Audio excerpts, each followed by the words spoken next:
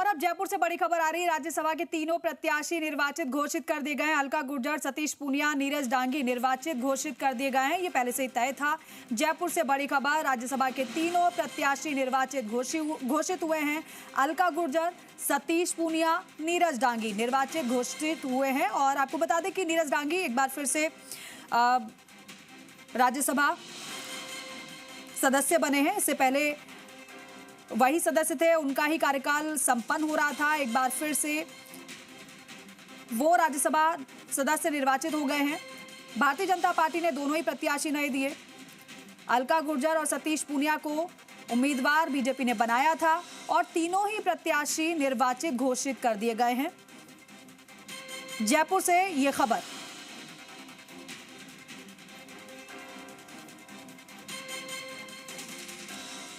राज्यसभा के तीनों प्रत्याशी निर्वाचित घोषित कर दिए गए हैं। अलका गुर्जर, सतीश पूनिया भारतीय जनता पार्टी से, तो वहीं नीरज डांगी निर्वाचित घोषित हुए हैं कांग्रेस पार्टी से। जयपुर से ये बड़ी खबर, जी राजस्थान तस्वीर आपको दिखा रहा है।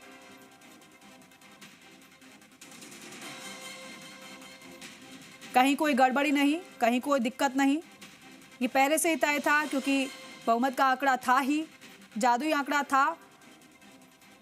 और तीनों ही सीटों पर उम्मीदवार निर्वाचित घोषित कर दिए गए हैं। एक कांग्रेस पार्टी से, दो भारतीय जनता पार्टी से। तो अब सतीश पूनिया राज्यसभा सांसद, अलका गुर्जर राज्यसभा सांसद और नीरज डांगी राज्यसभा सांसद निर्वाचित तीनों घोषित कर दिए गए हैं। सामान्य कार्यकर्ता की तरह छात्र राजनीति में राष्ट्रवाद के विचार को अंगीकार करके अपनी राजनीतिक शुरुआत करी थी। कॉलेज इकाई से लेके और छात्र संगठन के विभिन्न जिम्मेवारियों के साथ, उसके बाद फिर पार्टी की जो युवा शाखा है उसमें अध्यक्ष तक के गुरुतर जिम्मेवारी के साथ में, और बाद में पार्टी के संगठन के अनेक उपक्रमों से गुजरता हुआ मैंने संगठन के अनेक महत्वपूर्ण जिम्मेवारियों को निर्वहन भी किया और एक बड़ा लंबा अनुभव हासिल किया। उसके बाद मुझे 18 से 23 में विधायक के रूप में, उपनेता प्रतिपक्ष के रूप में काम करने का अवसर मिला। विपक्ष की उस भूमिका में भी संसदीय परंपराओं को सीखने का भी अवसर मिला और लोकहित के मुद्दों को मुखरता से सदन में उठाने का अवसर मिला। वो कालखंड था जब सदन और सड़क दोनों जगह संघर्ष था। आज मुझे भारतीय जनता पार्टी ने विश्व के सबसे बड़े लोकतंत्र के उच्च सदन के एक सदस्य के नाते मुझे एक जिम्मेवारी दी है, एक दायित्व दिया है। मैं ये मानता हूँ कि भारत की राजनीति में शरीक होना, भारत में पैदा होना और पैदा होने के बाद में भारत की राजनीति में शरीक होना और संसदीय प्रणाली में जिम्मेवारी लेना,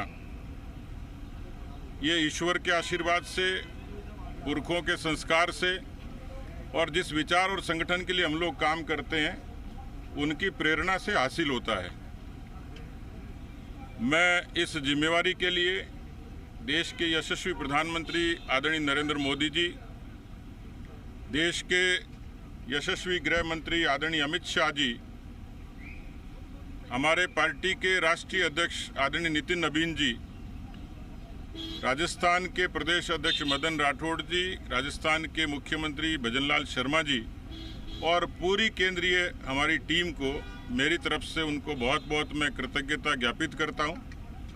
व्यक्तिगत तौर पर, परिवार के तौर पर, उन असंख्य कार्यकर्ताओं के तौर पर जिनके बीच में मैंने काम किया, जो मेरे दुख में दुखी होते हैं, मेरे सुख में सुखी होते हैं। और ये सब कुछ हासिल हुआ तो सिर्फ पार्टी के कारण। तो मैं इस जिम्मेवारी को इस संकल्प के साथ स्वीकार करता हूं, क्योंकि ये सवाल आपका होता, मैं जवाब ही दे देता हूं कि इस जिम्मेवारी को मैं पूरी निष्ठा के साथ, केवल मैंने शपथ नहीं ली है, मैं उस निष्ठा को पूरी गरिमा के साथ पूरा भी करूंगा। उच्च सदन में सदस्य के नाते लोकहित के मुद्दों का उस सदन में अच्छे तरीके से, तार्किक तरीके से रखा जाना, पार्टी के विचार को भी पूरी प्रखरता से रखना, ये काम भी करूंगा सांसद के नाते, क्योंकि एक दायरा बड़ा होता है। लेकिन मैंने जब जीवन की शुरुआत करी थी तो केवल राजनीति नहीं और केवल वोटों की राजनीति नहीं, मैंने ये सीखा है कि राजनीति केवल नारों की नहीं, सरोकारों की भी होती है। इसलिए मैंने अपने छात्र राजनीति के जीवन से ही रक्तदान से लेके, वृक्षारोपण से लेके, कोरोना की लड़ाई को लड़ने से लेके, दिव्यांगों को सहूलियत देने से लेके, समाज के जितने अन्य अन्य विषय हैं उन मुद्दों को लेकर मैं व्यक्तिगत तौर पर भी काम करता रहा हूँ। वो भी मेरे प्राथमिकता में रहेंगे। आप सबको बहुत बहुत धन्यवाद कि मुझे ये अवसर दिया। माना जा रहा है कि आपको और भी बड़ी जिम्मेदारी देना चाहता है पार्टी का नेतृत्व, क्या तैयारी रहेगी आगे? देखिए, जिम्मेवारियां तो एक पक्ष होती हैं राजनीति की। अटल जी कहते थे कि मेरे प्रभु इतनी ऊंचाई कभी मत देना, गैरों को गले न लगा सकूं ऐसी रुखाई कभी मत देना। तो जीवन में, राजनीतिक और सामाजिक जीवन में जिम्मेवारियां ये एक निरंतर क्रम है। पार्टी को तय करना है कि मेरी भूमिका क्या होगी, लेकिन मैं, अंग्रेजी का शब्द है जॉब सेटिस्फेक्शन, काम करते करते मैं इतना परिपक्व हो चुका कि मैं पार्टी के किसी भी निर्देश से पूरे तरीके से संतुष्ट हूँ। आपने कार्यकर्ताओं से अपील की, उसका असर भी दिख रहा है। आज लोग आए, वो रसीद और बुक और बोल लेकर के आए। मुझे बड़ी खुशी है, मतलब यदि मेरी जीत के साथ मुझे दूसरी खुशी है, क्योंकि सोशल मीडिया पे लोग कमेंट करते थे कि कमिट करना आसान है लेकिन निभाना बड़ा मुश्किल है। मुझे आज खुशी है कि एक इनोवेशन किया था, एक प्रयोग किया था, और मैं भी डरा हुआ था कि कदाचित राजनीति के लोग नारों के बिना, माला के बिना, साफा के बिना, गिफ्ट के बिना रहते नहीं होंगे। लेकिन मुझे इस बात की खुशी है, आश्चर्य भी है कि सुबह से लेकर अब तक बड़ी संख्या में गौशालाओं के अंशदान की रसीदें मिली हैं, अच्छी अच्छी पुस्तकें मिली हैं, जो मैं कल्पना नहीं कर सकता था। ये एक जो इनिशिएटिव था, जो नवाचार था, शुरुआत हुई है, तो मैं आपके माध्यम से भी अपील करता हूं कि कम से कम मेरे ऊपर कृपा रखें और इसमें मेरा सहयोग करें। तो एक, क्योंकि हम लोग जब समाज में हैं तो किसी न किसी, हमें लोग देखते हैं, हमारे आचरण को देखते हैं, व्यवहार को देखते हैं, हमारे काम को देखते हैं। मुझे लगता है कि आपने अच्छा सवाल किया। एक कोशिश करी थी, वो कोशिश सफल हुई। जीवन में जो बदलाव की शुरुआत है वो व्यक्ति से खुद से शुरू होती है। तो मैं समझता हूँ कि मुझे ये अवसर मिला कि उस नवाचार को भी मैं शुरू करूं और उसमें सफलता मिली, ये ईश्वर की कृपा है। सचिन पायलट और कांग्रेस में जो चल रहा है अशोक गहलोत में, उस पर सचिन पायलट सीधे नाम तो नहीं ले रहे, लेकिन कल करौली से कह रहे थे कि तांत्रिक चंद्रास्वामी को उनके पिता ने जेल की सलाखों के पीछे भेजा था। क्या तांत्रिक और जादूगर की तुलना कर रहे हैं वो? आज तो मुझे जीत का प्रमाण पत्र मिला, तो अच्छी बात करो, कहाँ तांत्रिकों की बात कर रहे हैं। लेकिन मैं इतना कह सकता हूँ कि ये जो चल रहा है कांग्रेस पार्टी में, ये आज कोई नई बात नहीं है। कांग्रेस को बहुत लंबे अरसे तक राज करने का अवसर इसलिए मिला था कि जनता कांग्रेस की हकीकत समझी नहीं थी। लेकिन देश की राजनीति में जब जब जनता ने करवट ली, चाहे वो 77 हो, चाहे 99 हो, चाहे 2014 हो, भारत की राजनीति में आज कांग्रेस पार्टी कश्मीर से लेकर कन्याकुमारी तक और कच्छ से लेकर कामरूप तक अप्रासंगिक हो गई, नेतृत्व विहीन हो गई, दिशाहीन हो गई और मुद्दा विहीन हो गई।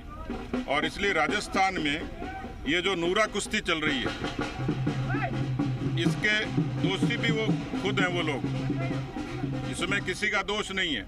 अशोक गहलोत जी चर्चा करते करते बीजेपी पे तोहमत लगाते हैं, लेकिन अपनी पार्टी को संभालने का जिम्मा राहुल गांधी और उनकी पार्टी के नेताओं का था, नहीं संभाल सके।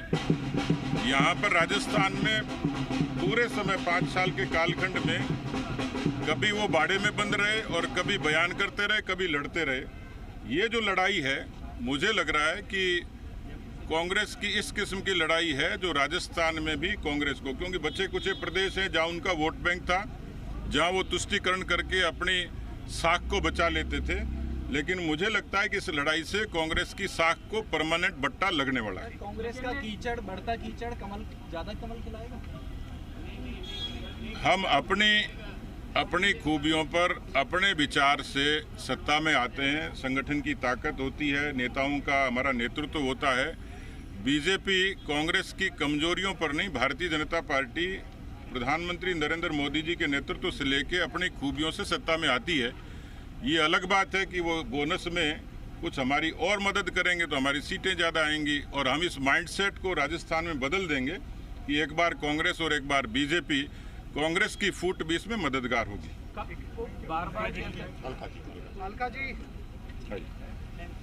सभी को प्रणाम। निर्वाचन की औपचारिक घोषणा हो रही है, निर्वाचन में क्या राज्यसभा सांसद के रूप में क्या जिम्मेदारी देखते हैं और क्या? देखिए, आभार शीर्ष नेतृत्व का और यहाँ के प्रदेश के नेतृत्व का, और ये विश्वास मैं अपने कार्यकर्ताओं को, संगठन को और नेतृत्व को दिलाना चाहती हूँ कि जिस विश्वास के साथ मुझे इस नई भूमिका के लिए दायित्व दिया गया है उसका पूरे निष्ठा और समर्पण के साथ मैं करती रहूँगी काम, और जो भी प्रदेश का नेतृत्व प्रदेश की सरकार और जनता के द्वारा अपेक्षित होगा उन सारे कामों को सकारात्मक दृष्टिकोण के साथ हम आगे बढ़ाते रहेंगे। माना जाता है कि आप और आपका परिवार पायलट के विकल्प के रूप में बीजेपी में है।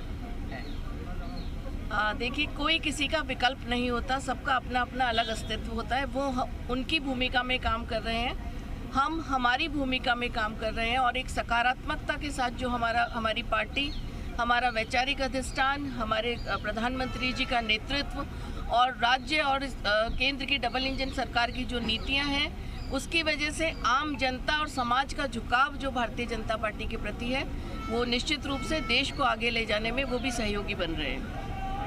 ठीक है, थैंक यू मैम। 12 साल पूरे हो गए प्रधानमंत्री नरेंद्र मोदी का कार्यकाल, किस तरह से? देखिए, 12 साल विश्वास के हैं, सकारात्मकता के हैं, सबका साथ सबका विकास के हैं, राष्ट्र प्रथम की अवधारणा के अनुरूप एक राष्ट्र श्रेष्ठ राष्ट्र की अवधारणा को हम पूर्ण कर रहे हैं, और वंचित को वरीयता देकर विकसित भारत के संकल्प के साथ देश का हर वर्ग जुड़ रहा है। और इस आज़ादी के अमृत काल में मोदी जी का नेतृत्व देश का परचम भी लहरा रहा है, सनातन की स्वीकृति भी है, और विकसित जो राष्ट्र की ओर भारत बढ़ रहा है वो भी चुनौती के रूप में हम लेकर हर उस वर्ग को जो अभी तक वंचित रहा था उसको साथ लेकर 2047 में विकसित भारत के संकल्प के साथ आगे बढ़ रहे हैं। और माननीय प्रधानमंत्री जी को सभी कार्यकर्ताओं की ओर से, राजस्थान की जनता की ओर से बधाई की। निर्विवादित रूप से सबसे ज़्यादा समय तक देश का नेतृत्व करने वाले वो प्रधानमंत्री हैं।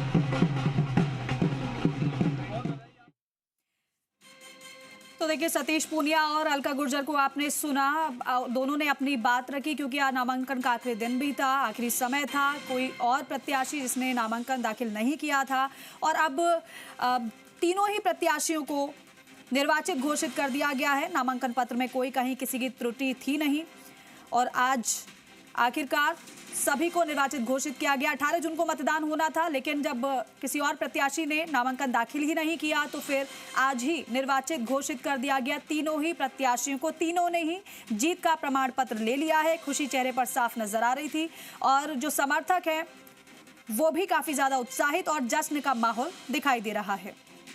ये उस समय की तस्वीर है जब तीनों ही प्रत्याशियों ने अपने जीत का प्रमाण पत्र लिया। तो राज्यसभा के तीनों प्रत्याशी निर्वाचित घोषित कर दिए गए हैं। सतीश पूनिया ने अपनी बात को रखा। उन्होंने कहा कि अभी तक जो भी जिम्मेदारी दी गई है पार्टी की ओर से उन सभी का निर्वहन किया है, इस जिम्मेदारी का भी कर्तव्य निष्ठा के साथ निर्वहन करूंगा। शीर्ष नेतृत्व का आभार उन्होंने जताया।